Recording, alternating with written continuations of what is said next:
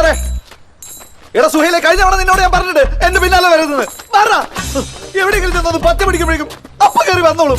ഇത്തവണ വന്നേക്കുന്നത് നമ്മുടെ ഓമിക്കുട്ടിയുടെ ഫസ്റ്റ് ബർത്ത്ഡേ ആണ്. അത് 2 ദിവസത്തിലാണ് അവന്റെ ബർത്ത്ഡേ. അപ്പൊ അവന്റെ ബർത്ത്ഡേ എനിക്ക് നാട്ടില് വെറുതെ ഒരു ഹോട്ടൽ റൂമൊക്കെ എടുത്ത് അവിടെ ഒരു ഹോളൊക്കെ എടുത്ത് വെറുതെ പൈസ സ്പെൻഡ് ചെയ്ത് കുറെ പേരെ വിളിക്കുന്നു. അവരവസാനം വരുന്നു, അവരവസാനം കൊച്ചിനെ എടുത്തുകൊണ്ട് പോകുന്നു, തിരിച്ചു തരുന്നില്ല. കുറെ പേരെ വിളിക്കുന്നു, അവരവസാനം വരുന്നു, അവരവസാനം കൊച്ചിനെ എടുത്തുകൊണ്ട് പോകുന്നു, തിരിച്ചു തരുന്നില്ല. ഇവരെന്തൊക്കെയാണ് ഈ പറയുന്നത്? എന്ത് ചെയ്യാൻ അമ്മച്ചി? കൂട്ടുകാരനെ ഭ്രാന്തായി പോയെന്ന് വെച്ചാൽ ഞങ്ങൾക്ക് ഉപേക്ഷിക്കാൻ പറ്റൂ.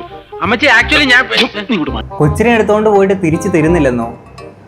അല്ല, നിങ്ങളുടെ ഇതുപോലെ ബർത്ത്ഡേ ഫംഗ്ഷൻസിന് വരുന്ന ആൾക്കാര് പിള്ളേരെപ്പെടുത്തക്കാരും വല്ലോ ആണോ? ആക്ച്വലി സംഭവം തന്നെ, ബട്ട് കൊളോക്കിയലി കൊളമാക്കണ്ട. വെറുതെ ഒരു കോലാഹലം വേണ്ട. കുഞ്ഞിനും അവൻ എത്രയെന്ന് പറഞ്ഞ ഓർത്തിരിക്കാൻ അവനിത് ഓർമ്മയൊന്നും കാണത്തില്ലല്ലോ.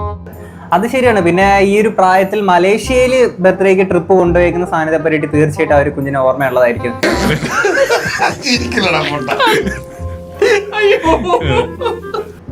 നിങ്ങൾ പലപ്പോഴും നിങ്ങളുടെ നാക്ക് കാരണമാണ് നിങ്ങൾ പലപ്പോഴും ഈ ഒരു ആന്റി ഗ്രാവിറ്റി ഫോഴ്സുമായിട്ട് നിങ്ങൾ മേലോട്ട് കയറി പോകാറുള്ളത്. നിന്റെ കൊള്ളരുതാത്ത ഏക അവയവം നാക്കാ.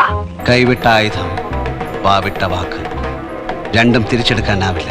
ഓർക്കണം, ഓർത്താൽ നന്ന്. അവിടെ ഒരു അലമ്പ് വേണ്ടാന്ന് വെച്ചിട്ടാണ്. അലമ്പ് വേണ്ടാന്നുണ്ടെങ്കിൽ നിങ്ങളുടെ കുടുംബക്കാരെ വിളിച്ചിട്ട് അങ്ങനെ ഒരു ഫംഗ്ഷൻ നടത്താൻ പറ്റുമോ? കുടുംബക്കാരെന്ന് ഉദ്ദേശിച്ചത് നിങ്ങളുടെ KK ഫാമിലിയുടെ തന്നെയാണ്. എന്നൊരു അലന്ന കുടുംബമാണ്. ഞാനേ മുഖസ്തുതി പറയാണെന്ന് വിചാരിക്കരുത്. ഇത്ര ഐക്യത്തോടും സന്തോഷത്തോടും കൂടി ജീവിക്കുന്ന ഒരു കുടുംബം ഈ നാട്ടിലില്ല കേട്ടോ. പറയുന്നത് വർത്താനം കേട്ടില്ലേ?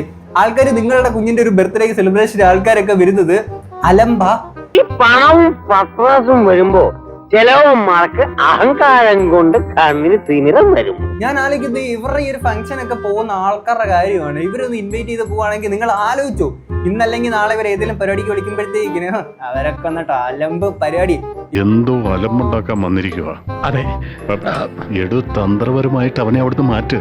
സാറിന്റെ പണി നോക്കിയോ, ഇക്കാര്യം ഞാൻ ഡീൽ ചെയ്തേ.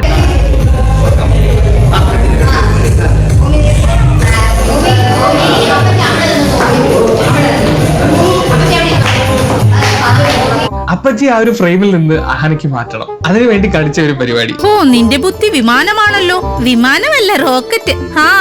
റോക്കറ്റ്. അപ്പച്ചി അവിടെ നിന്ന് ഒന്നിയെ നോക്കൂ എന്ന് പറഞ്ഞിട്ട് നൈസായിട്ട് അപ്പച്ചിയെ അവിടെ നിന്ന് അങ്ങോട്ട് ആ ഫ്രെയിമിൽ നിന്ന് മാറ്റുന്നു. എക്സോസ്റ്റഡ് ആയി പോകും. കാരണം എല്ലാ ഗസ്റ്റിനും വന്ന് ഗസ്റ്റ് എല്ലാരും പോയിട്ടല്ലേ നമ്മൾ ഈ ഹോസ്റ്റ് ചെയ്യുന്നവർക്ക് അവസാനമല്ലേ പോകാൻ പറ്റത്തുള്ളൂ. അല്ലല്ല, ഞങ്ങളുടെ നാട്ടിലൊക്കെ ഹോസ്റ്റ് ചെയ്യുന്ന ആൾക്കാരെ ഹോസ്റ്റ് ചെയ്ത് അപ്പം തന്നെ തിരിച്ച് വീട്ടിൽ പോവാണ്. എന്റെ ദിയകൃഷ്ണ, അത് അങ്ങനെയാണല്ലോ. നമ്മൾ ഹോസ്റ്റ് ചെയ്യുന്ന ആൾക്കാരെല്ലാരും പോയിട്ട് അവരെല്ലാരും ഒക്കെ ട്രീറ്റ് ചെയ്തിട്ട് അതിനാണല്ലോ പരിപാടിക്ക് വിളിക്കുന്നത്.